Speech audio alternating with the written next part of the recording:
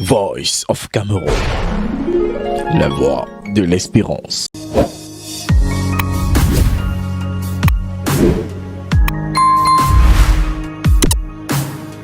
Suspense et expectative dans cette salle de l'école publique de Newton en Balmayo, lieu choisi pour abriter le bureau de vote des sénatoriales dans le chef-lieu du département d'Union et Sceaux.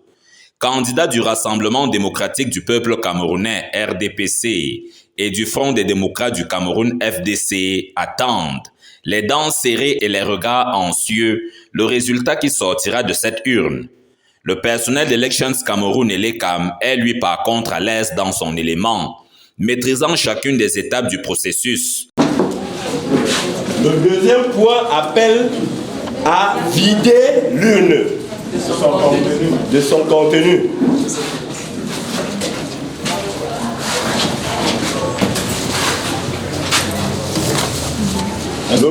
Le troisième point appelle les scrutateurs. Le premier scrutateur compte les éléments qui étaient dans l'urne. Vous comptez tout ce qui est posé là. Un scrutateur compte. Scrutateurs et postulants au Sénat ont tous les yeux braqués sur ce tableau, où s'écrit une part du destin que promettent les 5 prochaines années dans les murs de la Chambre haute du Parlement. L'obscurité qui progresse ne détourne la vigilance de personne. Une surveillance des plus accrues, y compris depuis les fenêtres où sont postés des observateurs, smartphone à la main et flashant chaque minute de cet exercice, le 3e de l'histoire. Le retour au tableau où apparaissent les premières tendances. Un sérieux écart commence à se creuser entre le RDPC et son challenger du FDC.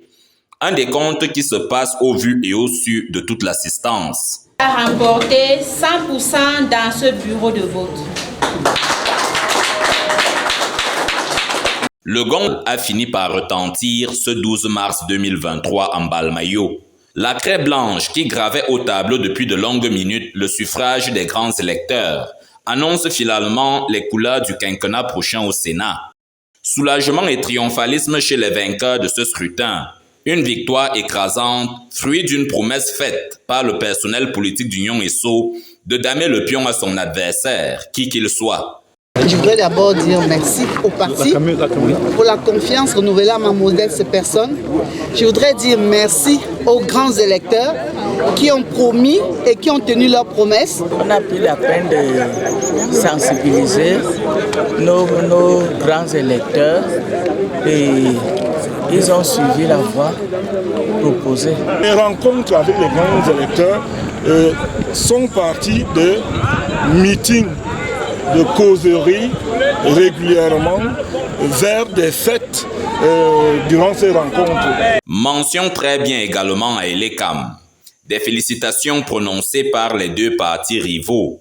La suite, c'est à Yaoundé qu'elle aura lieu. L'étape de démembrement départemental et l'ECAM transmettra les procès-verbaux à la commission régionale de supervision. Une organisation minutieuse, une compétition sans le moindre coup en dessous de la ceinture et des candidats restés gentlemen dans la victoire autant que dans l'échec. Une belle leçon de démocratie retenue en Balmayo ce 12 mars 2023.